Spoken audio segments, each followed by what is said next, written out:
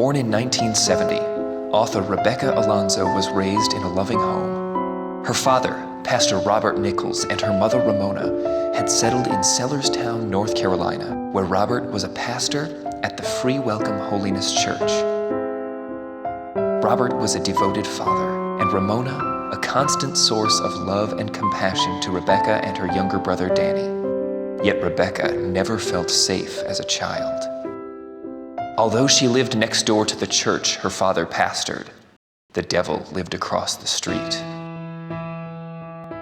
When Pastor Nichols and his family arrived in Sellerstown, they were eagerly welcomed by the small community, except for one man, Mr. Watts, the occupant of Pew Number 7. Wanting to control the church himself, Watts resisted the new pastor every way he could, first with threats, and then with violence. The Nichols couldn't ignore the strategy of terror Watts had unleashed.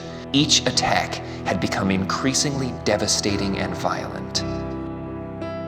The Nichols family stood their ground, but after 5 years of relentless persecution, a man walked into their home armed with 3 guns. 7-year-old Rebecca and 3-year-old Danny hid under the dinner table and watched the nightmare unfold. Their lives would never be the same again. If anyone had cause to harbor hatred and seek personal revenge, it would be Rebecca. Yet she had learned the value of forgiveness from her parents at a young age.